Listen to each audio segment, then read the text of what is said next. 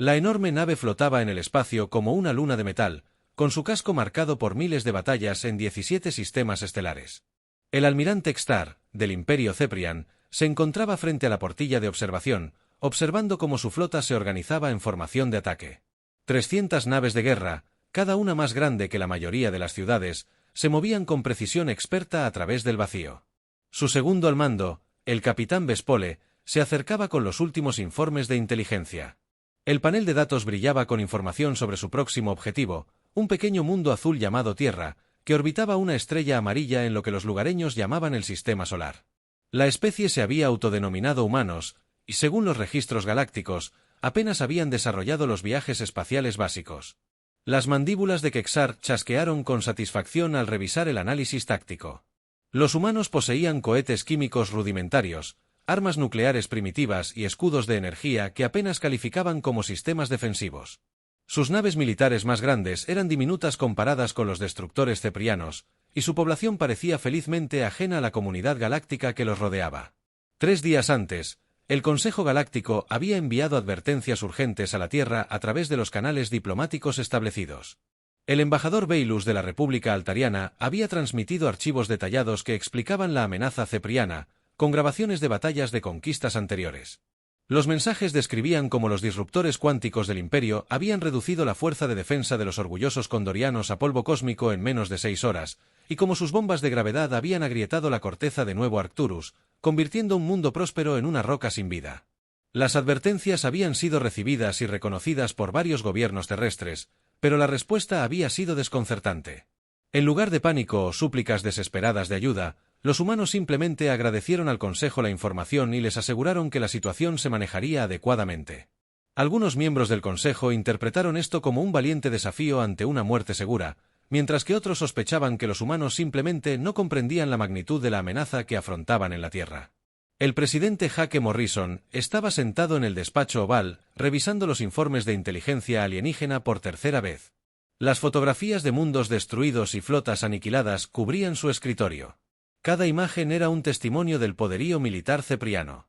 Frente a él, la general Lisa Park estudiaba proyecciones tácticas en su tableta, mientras que el almirante Ben Carter examinaba los mapas estelares que mostraban el vector de aproximación del Imperio. El ambiente en la sala era sorprendentemente relajado. Morrison sirvió café de una sencilla cafetera, ofreciendo tazas a sus asesores militares como si estuvieran discutiendo asuntos presupuestarios rutinarios en lugar de una inminente invasión alienígena. El presidente había servido 2 periodos en Afganistán antes de entrar en política, y había aprendido a reconocer la diferencia entre amenazas genuinas y faroles elaborados. La general Park levantó la vista de su tableta con una expresión que mezclaba preocupación profesional con una diversión apenas disimulada. Las especificaciones de las armas ceprianas parecían un catálogo de tecnología obsoleta. Sus sistemas más avanzados equivalían aproximadamente a prototipos humanos experimentales de la década de 1990. Sus disruptores cuánticos operaban según principios que los físicos humanos habían abandonado por ineficientes décadas atrás.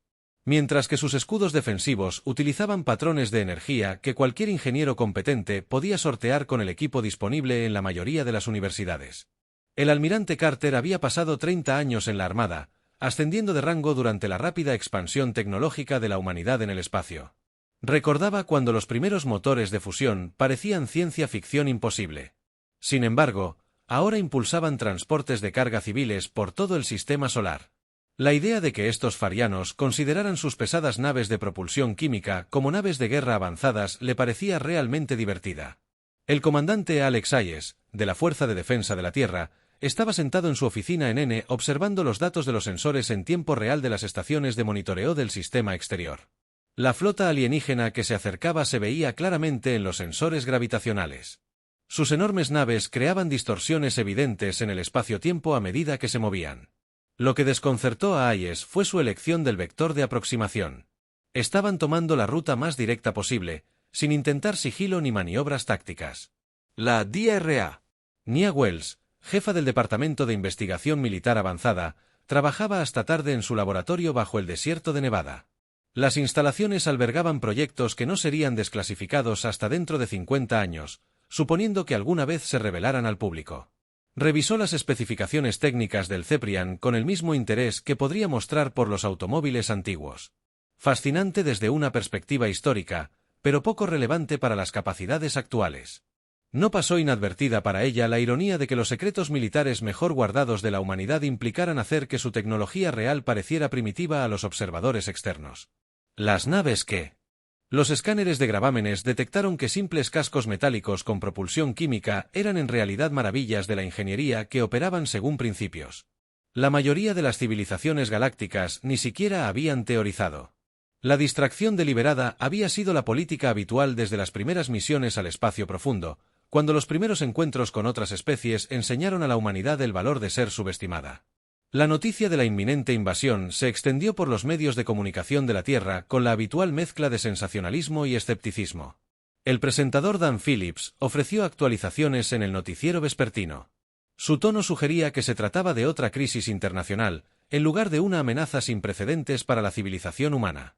Las encuestas de opinión mostraron que el 60% de la población creía que el gobierno manejaría la situación con eficacia, mientras que solo el 15% expresó una preocupación genuina por el resultado en cafeterías y restaurantes de todo el mundo. La gente discutía la amenaza alienígena con interés casual. Mary Johnson, dueña de una pequeña cafetería en el centro de Seattle, atendía a sus clientes habituales mientras debatían si los invasores serían derrotados rápida o muy rápidamente.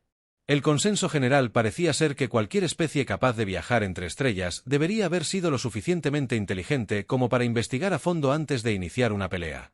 El mecánico Tony García trabajaba en el coche de un cliente en su garaje de Phoenix, echando un vistazo ocasional a las noticias en su teléfono. Las fotos de los buques de guerra zafrianos le recordaban a los coches extranjeros excesivamente complejos que la gente adinerada a veces llevaba a su taller. De aspecto impresionante, pero con un diseño fundamentalmente defectuoso. Había aprendido que la maquinaria más intimidante era a menudo la menos fiable, construida más para lucirse que para su rendimiento real. La desconexión entre la reacción del público humano y las expectativas alienígenas era sorprendente. Mientras el Imperio Cepriano se preparaba para otra gloriosa conquista, la población de la Tierra seguía con sus rutinas diarias con una calma casi sobrenatural. Los niños iban a la escuela, los adultos a trabajar y la vida continuaba sin apenas interrupciones, salvo por el aumento de la cobertura mediática y alguna actividad militar adicional que la mayoría de los civiles ignoraban. Star se habría perturbado al saber que la respuesta militar total de la humanidad a su flota que se acercaba consistió en mover varias docenas de naves a posiciones defensivas alrededor de la Tierra y sus colonias. Las naves no parecían destacables en los escáneres de largo alcance, salas de configuración estándar con señales de propulsión convencionales y mínimas señales de armamento.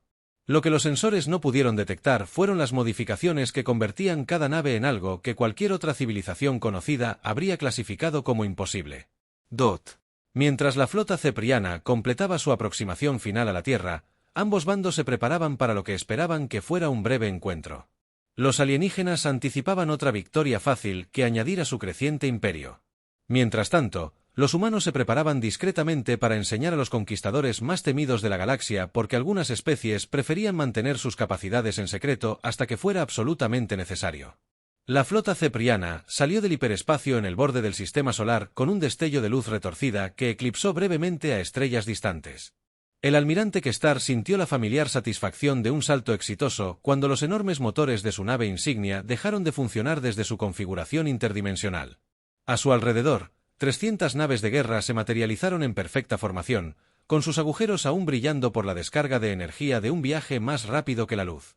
El capitán Vespole informó desde la estación de sensores que todas las naves habían llegado sanas y salvas y estaban realizando barridos estándar del sistema. Los escaneos iniciales confirmaron lo que su inteligencia había predicho.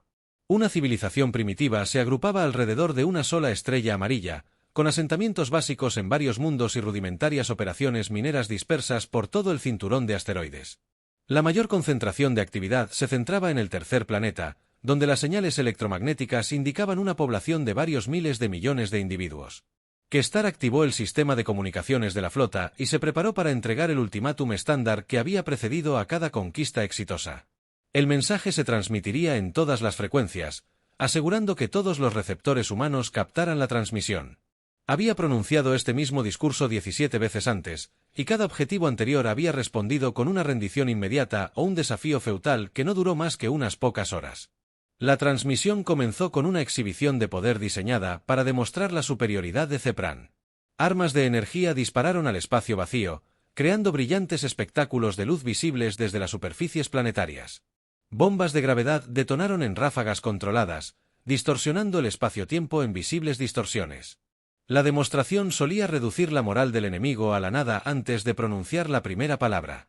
A medida que las civilizaciones se dieron cuenta de que se enfrentaban a una tecnología que escapaba a su comprensión en la Tierra, el espectáculo de luz fue detectado de inmediato por estaciones de monitoreo en todo el sistema solar.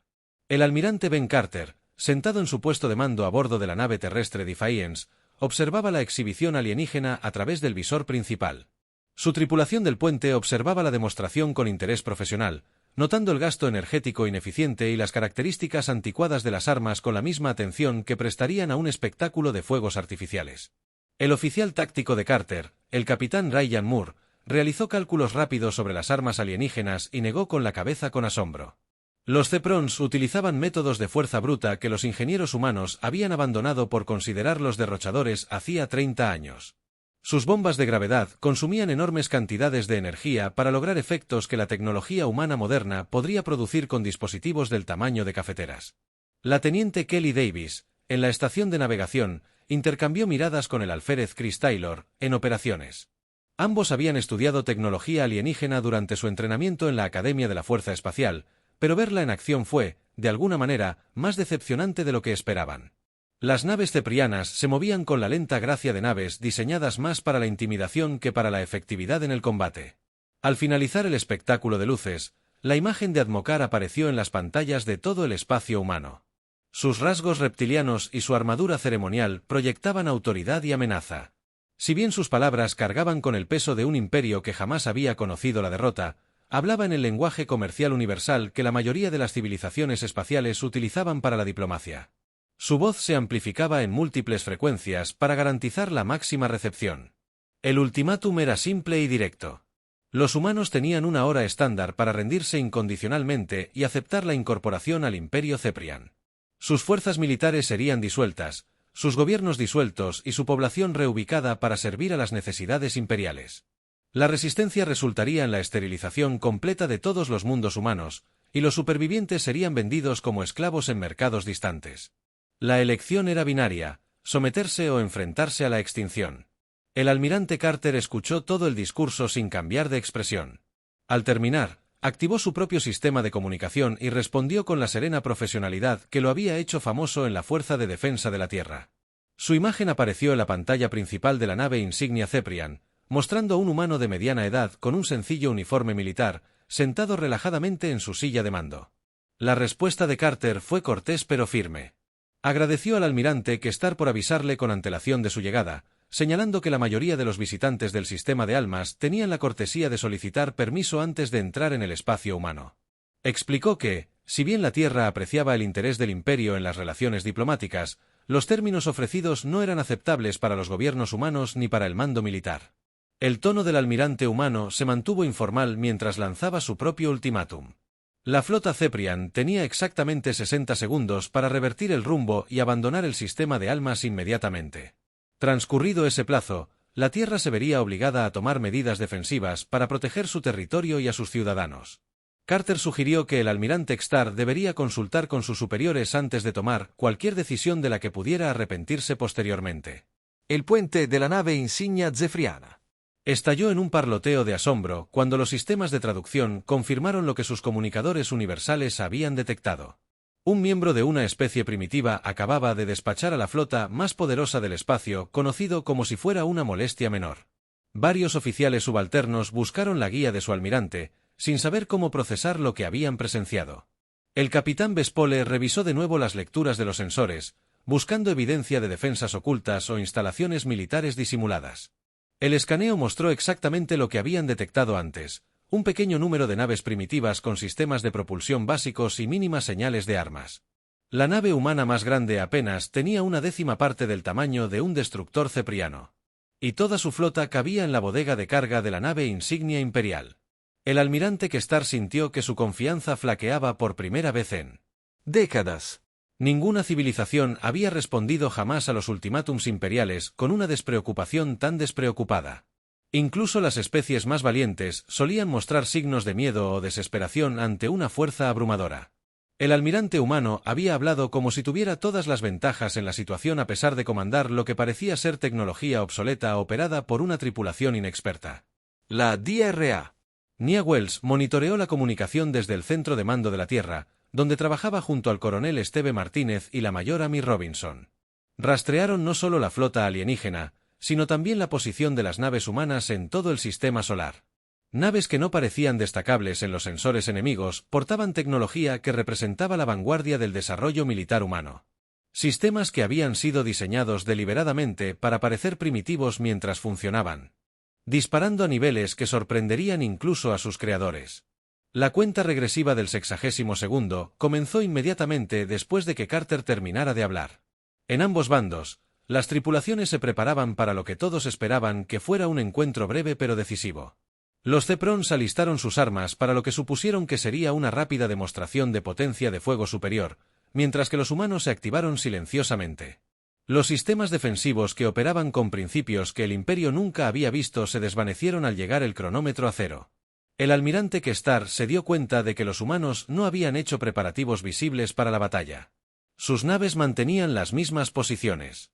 Sus tripulaciones no mostraban señales de pánico ni actividad urgente, y su almirante continuaba sentado tranquilamente en su silla de mando, como esperando a que los alienígenas cumplieran sus amenazas. La desconexión entre el comportamiento humano y la realidad de su situación táctica creó un momento de incertidumbre que resultaría ser el primer y último error del Imperio en su encuentro con los defensores de la Tierra. El almirante Kestar sintió que su paciencia se agotaba como un hueso quebradizo. Ninguna especie primitiva se había atrevido jamás a dar ultimátums al Imperio Cepriano, y estos humanos aprenderían el precio de tal arrogancia. Se volvió hacia su oficial de armas y dio la orden que había precedido a la destrucción de incontables mundos. El tiempo de la diplomacia había terminado, y el de la demostración había comenzado. La flota cepriana respondió de inmediato a las órdenes de su almirante. 300 enormes naves de guerra giraban en el espacio con precisión milimétrica, apuntando con sus armas principales a las pequeñas naves humanas. El movimiento en sí estaba diseñado para intimidar a los enemigos, ya que la visión de tantas naves enormes girando hacia un objetivo había provocado que civilizaciones enteras se rindieran antes de disparar el primer tiro. El capitán Vespole coordinó el ataque desde su posición en la estación táctica. El plan era simple y efectivo: concentrar una potencia de fuego abrumadora en la nave humana más grande para demostrar la inutilidad de la resistencia. Una vez destruida la nave insignia enemiga, las naves restantes probablemente se rendirían antes que correr la misma suerte. Era una estrategia que había funcionado a la perfección contra 17 civilizaciones anteriores. La primera descarga surgió de los cañones cefrianos con la fuerza de una pequeña estrella transformándose en nova. Disruptores cuánticos surcaron el espacio, sus rayos de energía tan brillantes que podían verse a simple vista desde las superficies planetarias. Cada arma poseía suficiente poder destructivo para vaporizar una cordillera y la potencia de fuego combinada de 50 naves. Enfocado en la nave humana llamada Defiance, el rayo impactó en su objetivo en una brillante explosión de luz y energía que convirtió brevemente el vacío del espacio en un sol en miniatura. Los sensores de radiación de todo el sistema solar registraron la masiva descarga de energía, mientras que la onda expansiva envió ondas a través del espacio-tiempo local que podían detectarse con instrumentos sensibles. A miles de kilómetros de distancia, Doc Carter, sentado en su puesto de mando a bordo del Defiance, observaba el fuego de las armas con el leve interés de quien observa una ligera lluvia a su alrededor. Su tripulación continuó con sus tareas habituales, sin ningún signo de preocupación ni urgencia. El teniente comandante Paul Jackson, en la estación de armas, apenas levantó la vista de su consola cuando el alienígena. Rayos de energía impactaron su nave. Los sistemas defensivos humanos se activaron automáticamente, absorbiendo y dispersando al Zepran. Las armas dispararon con tal eficiencia que la temperatura total de la nave ni siquiera registró un cambio. La energía que debería haber reducido la nave a átomos dispersos fue capturada, convertida e irradiada inofensivamente al espacio. La tecnología utilizada era tan avanzada que parecía violar varias leyes fundamentales de la física que el Imperio consideraba absolutas. Cuando la luz del primer ataque se desvaneció, el Defiance permaneció exactamente donde estaba. Antes de que comenzara el bombardeo, no se observaron daños en su casco. Ningún escombro se alejó flotando de los puntos de impacto, y ninguna señal de socorro indicó que la nave hubiera notado siquiera los disparos. La nave humana continuó su rumbo anterior con la misma confianza firme que había mostrado durante todo el encuentro. El capitán Vespole observaba las lecturas de sus sensores con creciente confusión. Sus instrumentos indicaban que las armas habían disparado correctamente, que los rayos de energía habían alcanzado su objetivo y que la potencia explosiva se encontraba dentro de los parámetros normales. Sin embargo, por alguna razón, la nave humana no mostraba ningún signo de daño, ni siquiera una pequeña interrupción del sistema. Ordenó a sus técnicos que realizaran diagnósticos en todos los sistemas de armas. Sospechando algún tipo de fallo en el equipo, el almirante Kestar sintió una sensación de frío en el estómago que no había experimentado desde su primera batalla como oficial subalterno. Los disruptores cuánticos eran las armas más poderosas del arsenal cepriano, capaces de reducir ciudades enteras a partículas atómicas en segundos. La idea de que cualquier sistema defensivo pudiera anular por completo sus efectos estaba más allá de su comprensión. De lo que la tecnología podía lograr, la segunda oleada de ataques provino de toda la flota, ya que todas las naves de guerra ceprianas abrieron fuego simultáneamente. Cañones de plasma, bombas de gravedad, desintegradores de materia y armas de partículas exóticas crearon un espectáculo de luces visible desde los planetas exteriores. La potencia de fuego combinada fue suficiente para romper la corteza de una gran luna, y todo se centró en la única nave humana que, de alguna manera, había sobrevivido al primer asalto a la Tierra. Multitudes se congregaron en plazas públicas y bares deportivos para ver la batalla en enormes pantallas. Las armas alienígenas crearon espectaculares despliegues de luz de colores contra el fondo negro del espacio, lo que provocó que los niños señalaran con entusiasmo mientras sus padres sonreían y tomaban fotos. El ambiente general era festivo en lugar de temeroso, como si la población estuviera presenciando un elaborado espectáculo de fuegos artificiales en lugar de lo que debería haber sido la destrucción de su principal nave militar. Mary Johnson continuó sirviendo café y pasteles a sus clientes en Seattle, mirando de vez en cuando el televisor montado en la esquina de su tienda. Las armas alienígenas se veían impresionantes en pantalla, pero todos coincidían en que eran más ostentosas que sustanciales. El cliente habitual Bob Miller las comparó con las ruidosas motocicletas que usaban los adolescentes para llamar la atención. Mucho ruido y efectos visuales, pero poco rendimiento real. La capitana Lucy Henderson comandaba la nave de investigación Discovery, situada a varios miles de kilómetros del lugar del enfrentamiento principal. Los sensores de su nave registraban información detallada sobre las armas alienígenas para su posterior análisis, aunque los resultados preliminares ya eran decepcionantes. La tecnología cepriana estaba siglos por detrás de las capacidades humanas actuales. Utilizando métodos de fuerza bruta que la ingeniería moderna había abandonado hacía tiempo por ineficientes, la segunda descarga impactó al desafío con una intensidad aún mayor que la primera, creando una explosión que eclipsó brevemente el brillo del sol local. Los niveles de energía alcanzaron niveles máximos que deberían haber sido imposibles de sobrevivir para cualquier materia, mientras que las distorsiones gravitacionales se extendían desde la zona de impacto. Cuando el caos finalmente se calmó, la nave humana permaneció completamente intacta y aparentemente inafectada por el ataque. El almirante Carter abrió un canal de comunicación con la flota cepriana, y su imagen apareció en las pantallas de toda la formación alienígena. Su expresión mostraba una preocupación paciente en lugar de ira o miedo, como la de un profesor que trata con alumnos que no han hecho bien sus deberes. Habló con el mismo tono tranquilo que había usado durante su intercambio inicial, aunque sus palabras contenían una sutil advertencia que los oyentes atentos podrían haber detectado. Carter agradeció al almirante Kestar la demostración de la tecnología armamentística cepriana, señalando que había proporcionado datos valiosos para los investigadores militares humanos. Expresó su esperanza de que el Imperio estuviera convencido de que futuros ataques serían igualmente ineficaces. El almirante humano sugirió que este podría ser el momento adecuado para que la flota alienígena reconsiderara su postura y tal vez explorara enfoques más diplomáticos en las relaciones interestelares. El puente de la nave insignia cepriana había quedado en silencio mientras los oficiales se esforzaban por procesar lo que habían presenciado. Sus armas más poderosas habían fallado por completo contra una nave que parecía estar construida con metales primitivos y tecnología obsoleta. Las implicaciones eran asombrosas. Si las capacidades defensivas humanas podían neutralizar las armas principales del Imperio con tanta facilidad, ¿qué sugería eso sobre sus propios sistemas ofensivos? El almirante Carter se recostó en su silla de mando y suspiró con la paciencia de quien había lidiado con situaciones difíciles en muchas ocasiones. Las armas ceprianas habían dejado de disparar tras su segundo intento fallido. Y ahora la flota alienígena flotaba inmóvil en el espacio como depredadores confundidos que hubieran descubierto que su presa era de acero. Carter abrió otro canal de comunicación con la nave insignia enemiga. Su tono transmitía la amable autoridad de quien explica hechos sencillos a niños. Informó al almirante Kexar que la flota humana le había dado al Imperio 2 oportunidades para retirarse pacíficamente y que ambas se habían desperdiciado en inútiles muestras de agresión. El tiempo de las advertencias y la cortesía diplomática había pasado, y ahora la Tierra se vería obligada a tomar medidas más directas para proteger su territorio. Carter aseguró al comandante alienígena que lo que sucediera a continuación se llevaría a cabo con la mínima violencia. Aunque los cepranos pudieran encontrar la experiencia algo inquietante, lo que ocurrió en los segundos siguientes redefinió todo lo que la galaxia creía. Sabía sobre guerra espacial. Las naves humanas no disparaban armas, ni lanzaban misiles, ni activaban ninguna tecnología que se asemejara a los sistemas militares convencionales. En cambio, simplemente desaparecieron de sus posiciones actuales y reaparecieron en un lugar completamente distinto, como si las leyes fundamentales de la física hubieran dejado de aplicarse temporalmente. El capitán Roger Clark encontró su nave, la Liberty, materializándose justo al lado de la nave insignia cepriana, con perfecta precisión. En un momento dado, se encontraba a 3000 kilómetros de la formación enemiga, y al siguiente, su nave flotaba exactamente a 1 metro del almirante Kexar Esui.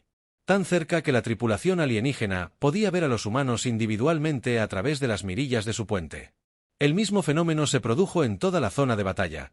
Cada nave humana se reposicionó instantáneamente junto a su correspondiente nave cepriana. El movimiento fue impecable y simultáneo, sin una sola colisión ni error de navegación.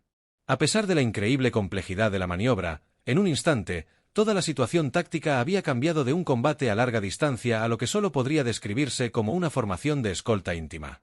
La DRA.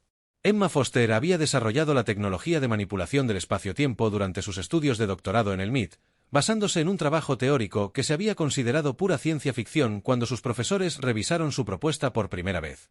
El plegado localizado de las barreras dimensionales permitía a los objetos salir del espacio-tiempo normal durante breves periodos, teletransportándose eficazmente de un lugar a otro sin cruzar la distancia intermedia. La tecnología no era particularmente avanzada para los estándares humanos actuales, requiriendo solo cantidades moderadas de energía y sistemas de control relativamente simples.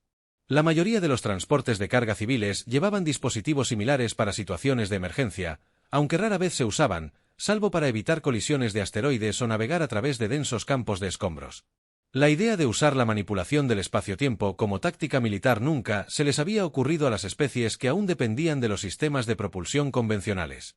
El almirante Kexar observaba a través de la ventana del puente la nave humana que había aparecido junto a su nave insignia como la materialización de una pesadilla. La nave enemiga estaba tan cerca que podía ver tazas de café sobre las mesas y a la tripulación leyendo libros como si nada hubiera sucedido. La actitud despreocupada de los humanos era, de alguna manera, más aterradora que cualquier despliegue de armas. Bindot. El capitán Vespole revisó frenéticamente las lecturas de sus sensores, buscando una explicación a lo que acababa de ocurrir. Sus instrumentos no mostraban señales de energía que pudieran indicar tecnología de teletransportación, ni perturbaciones gravitacionales que sugirieran manipulación dimensional, ni emisiones de radiación que explicaran el transporte instantáneo a través de miles de kilómetros de espacio. Según todos los dispositivos de medición de la nave, las naves humanas simplemente habían dejado de existir en un lugar y habían comenzado a existir en otro. El comandante Jack Sullivan activó su sistema de comunicación y se dirigió a la tripulación cepriana directamente a través del casco, utilizando transmisores de corto alcance que eludían los protocolos de radio normales.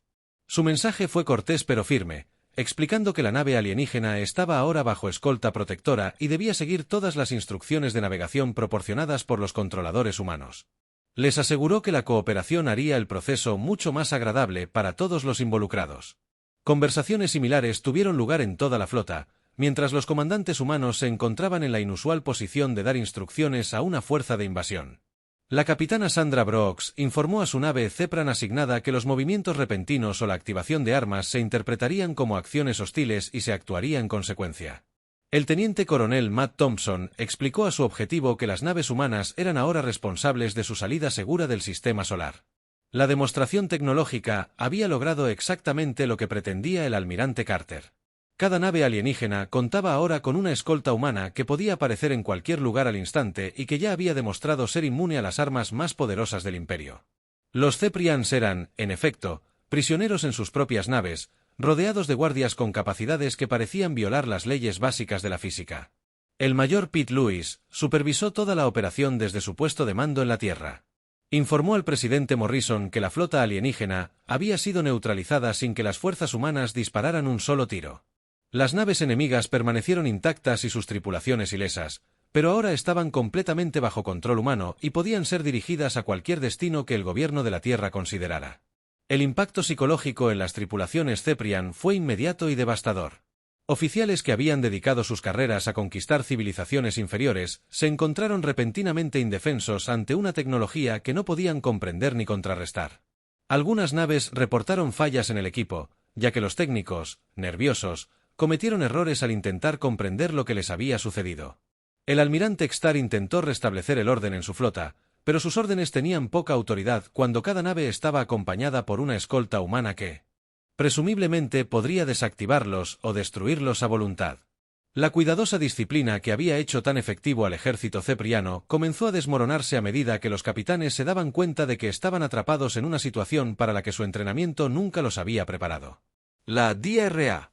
Nia Wells observó la reacción de la flota alienígena desde su laboratorio, notando la rapidez con la que la disciplina de su formación se había deteriorado al encontrarse con tecnología que escapaba a su comprensión. El imperio cepriano había cimentado su reputación en una fuerza abrumadora y una potencia de fuego superior, pero esas ventajas no significaban nada al enfrentarse a oponentes que podían ignorar por completo las tácticas convencionales. El capitán Joe Miller informó que 17 naves alienígenas diferentes habían intentado activar sus motores hiperespaciales en un aparente intento de escapar del sistema solar. Cada intento había fracasado, ya que las naves de escolta humanas impidieron de alguna manera la formación de grietas dimensionales que habrían permitido viajes más rápidos que la luz. Los cepranos estaban descubriendo que sus captores controlaban no solo el espacio local, sino también su capacidad para abandonarlo. La comprensión de que la humanidad poseía tecnología capaz de impedir los viajes hiperespaciales conmocionó a la estructura de mando alienígena. Toda civilización espacial dependía de motores más rápidos que la luz para el comercio interestelar y las operaciones militares. La capacidad de desactivar selectivamente esos sistemas sugería que los humanos podían, en esencia, aprisionar flotas enteras en cualquier lugar de la galaxia, convirtiendo la mayor ventaja estratégica del imperio en una debilidad potencial que podía explotarse a voluntad. El viaje a la Tierra duró 3 días, con cada nave cepriana acompañada por su escolta humana en lo que solo podría describirse como la marcha forzada más cortés de la galaxia. Admokar, sentado en su silla de mando, observaba cómo el mundo azul se agrandaba en su pantalla principal mientras intentaba comprender cómo su poderosa flota había quedado reducida a la condición de turistas guiados en sus propias naves. Las escoltas humanas mantuvieron una formación perfecta durante todo el viaje, sin alejarse nunca más de unos pocos metros de sus naves alienígenas asignadas. Cuando las naves Ceprian intentaban corregir el rumbo, sus compañeros humanos las devolvían suavemente a la trayectoria correcta mediante la manipulación del campo gravitacional, sin dejar señales visibles de interferencia. La tecnología era tan sutil que muchas tripulaciones alienígenas comenzaron a sospechar que sus propios sistemas de navegación fallaban. El capitán Roger Clark pasó la mayor parte del viaje leyendo manuales técnicos en la biblioteca de su nave, echando ocasionalmente un vistazo por la ventana a la enorme nave insignia Ceprien que acompañaba. La tripulación de Liberty se había adaptado a la rutina de sus tareas habituales. Tratando su misión de escolta como cualquier otra asignación, a pesar de la importancia histórica de guiar una invasión derrotada, se vieron obligados a regresar a la Tierra para conversaciones diplomáticas.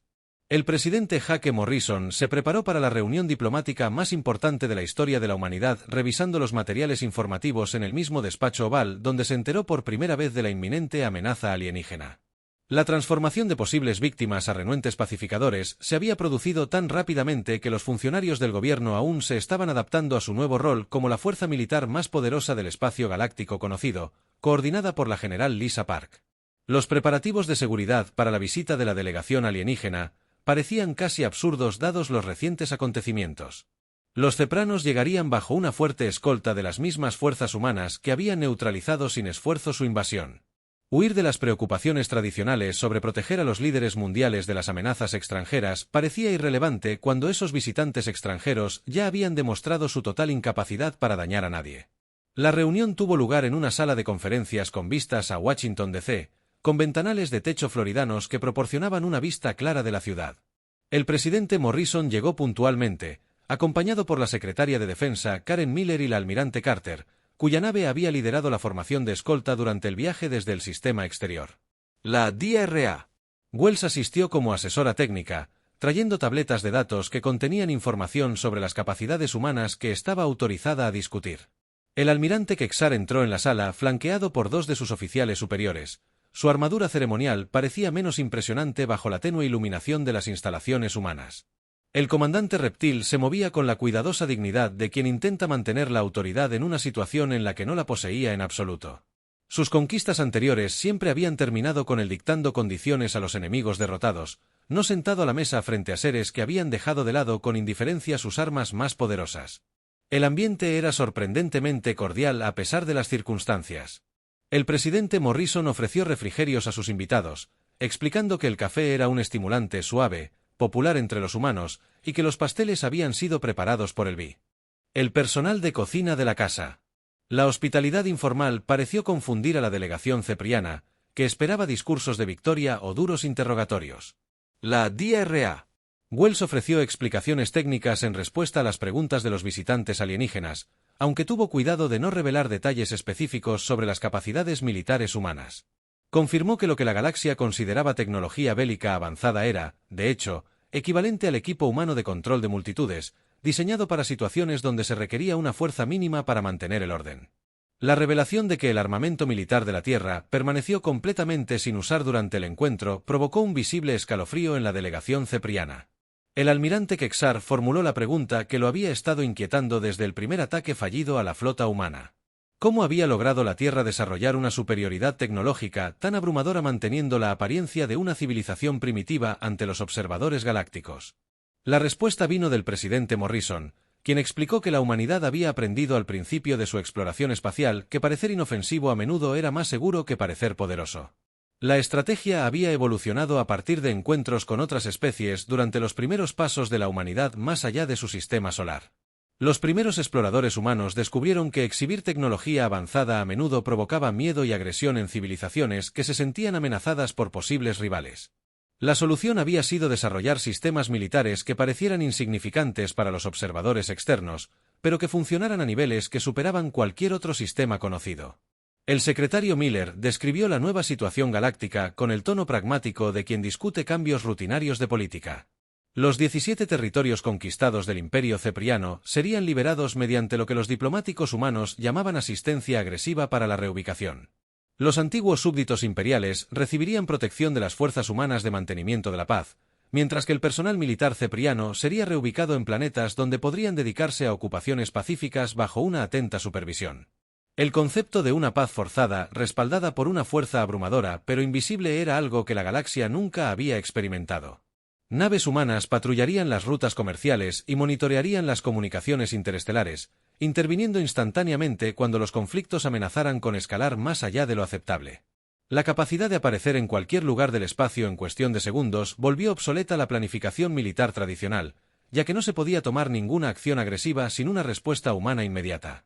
El capitán Joe Miller informó desde la flota de escolta diplomática que llegaban mensajes de docenas de civilizaciones solicitando tratados de paz inmediatos con la Tierra. La velocidad con la que se difundieron las noticias sobre las capacidades de la humanidad sorprendió incluso a los analistas de inteligencia más experimentados. Sin embargo, las implicaciones se hacían evidentes a medida que antiguos enemigos ceprianos emergían de sus escondites para reclamar su libertad. El Consejo Galáctico dio la bienvenida a un nuevo miembro, cuyo poder militar eclipsaba las fuerzas combinadas de todas las civilizaciones existentes. La embajadora Ellen Parker presentó la propuesta de la humanidad para la imposición de la paz universal, explicando que la tecnología humana podría monitorear toda la galaxia simultáneamente y responder a las amenazas antes de que se convirtieran en conflictos graves. La oferta fue aceptada por unanimidad por un consejo que reconoció que no tenía mucha opción. La vida en la Tierra continuó prácticamente como siempre, con la adición de visitantes extraterrestres ocasionales que habían desarrollado curiosidad por la cultura y la tecnología humanas.